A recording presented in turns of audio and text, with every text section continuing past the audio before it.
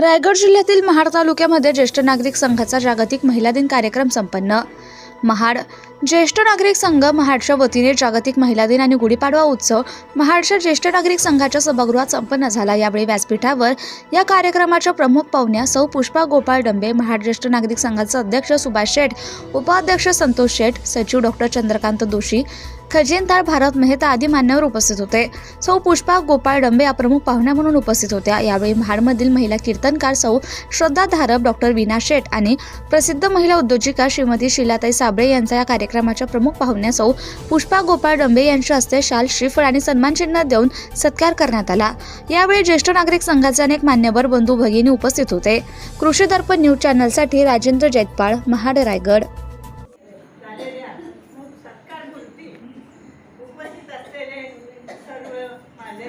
ज्येष्ठ बंधू भगिनींनो, आज गुढीपाडवा मराठी नववर्ष दिन, नवीन वर्षाच्या सर्वांना शुभेच्छा।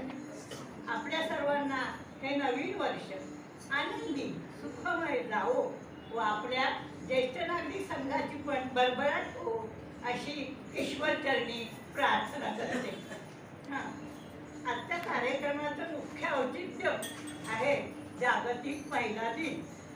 या निमित्तानं मला इथे बोलावून जो सन्मान केला त्याबद्दल मी तुम्हा सर्वांची खूप ऋणी आहे।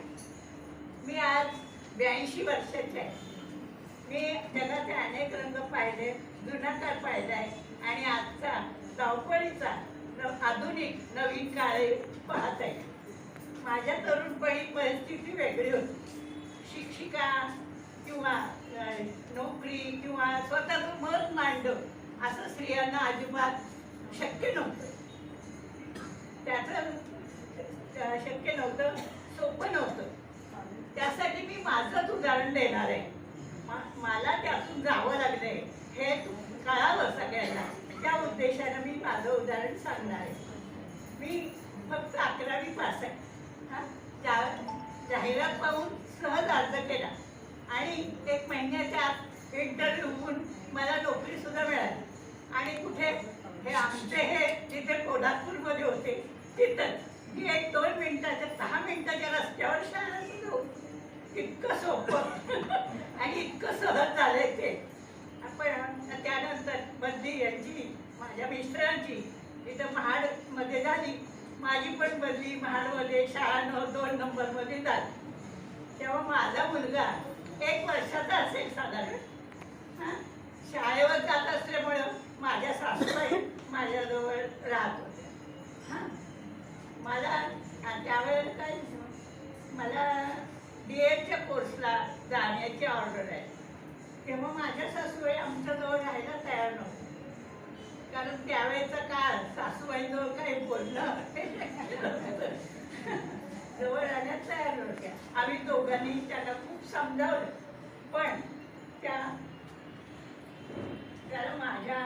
मी एवढं पण सांगितलं, तुम्ही थोडे दिवस थांबा, माझ्या आईकडे ठेवते, नाही तर आईला इकडे बोलवते, म्हणजे कसं काय 1 वर्ष निघून जाईल येतं। पण त्या काही ऐकायला तयार नाही। त्या म्हणाले, तुला नोकरी करायची काय जरूर आहे, कशाला नोकरी करते, काही जरूर नाही, मुलाकडं